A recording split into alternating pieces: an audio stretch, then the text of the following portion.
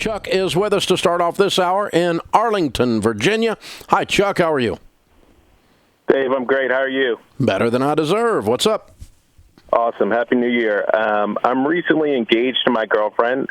Thank you. I did pay for the ring in cash. Woohoo! But when you getting married? Plans are early 2020. Still working on a date. Good. And hoping to pay for the wedding in cash as well. But my main question is in regards to buying a house. Obviously, with getting recently engaged, we're starting to have conversations about a house. Sure. Obviously, here in the Northern Virginia area, houses can be pretty expensive. Yeah. So just wanted, as we're looking, just wanted to kind of get your advice, your expert advice on, are we ready to purchase a home, and how much, well, I know how much home we should buy, but how to find a home that is no more than 25% of our take-home pay in this area. Okay. Well, the magic to that is you may not be in that area. You may be driving. You may increase your commute.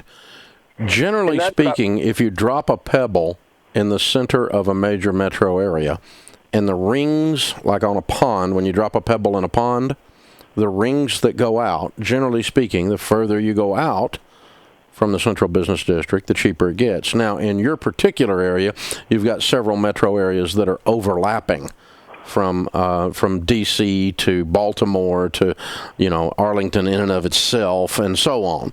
And so it's not quite as clean as perfectly concentric rings. But generally speaking, the further you get out of town, things are cheaper, unless you land on a mountain or by some water or into the most expensive area in the world, which is possible. So all that to say is, I don't know. You do not get a pass on math based on the fact you live in an expensive area.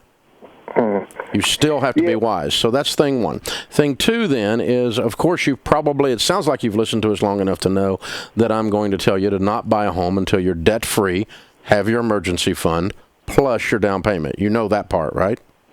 That's correct, yes. Okay. And I am debt-free. I've got about $80K in savings. $55K is for the down payment on the house. $16K is in the emergency fund. Very cool. And how much debt does she have?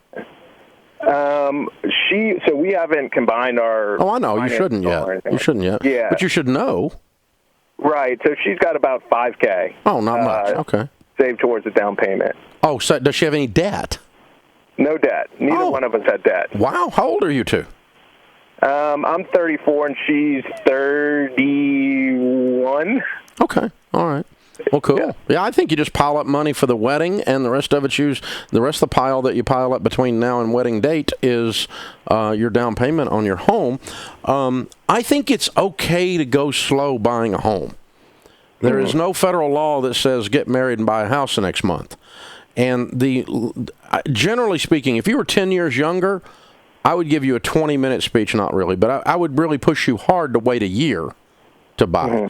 You two are a little bit more mature getting married, and so maybe not a whole year, but it takes a year of living together, being married, to know how close to your mother-in-law to buy the house, and to know how many curtain rods you got to hang, and all the stuff you're going to fight about. And you just get to know each other better after a year, and you'll make a better together decision after a period of time. So I wouldn't, I know I wouldn't buy a house in your situation. If you got married in January of 2020, I wouldn't buy a house before summer. Now, we have lived together. That's the one thing. So we've gotten a little bit of practice. I think we're close. I just don't want to do something stupid here. Yeah, just take your time. Purchase more than I can afford. Don't buy more than you can afford. That's you know what the limits are. I would stick with that 15% or a 15-year fixed rate where the payment's no more than a fourth of your take-home pay. You can do this. It's just real easy to look. When you look at nicer houses than you can afford, it's hard to go back to the ones you can afford. And, that doesn't matter what the budget is. I mean, if you're looking at $2 million houses and you go look at $4 million houses, it'll screw up your brain, I mean, anytime you go do that, and the same thing with a car. You go look at a car you can't afford, then you got to go that cheaper version. It's like, man, I wish it had that heads up on there, man. I wish it had that.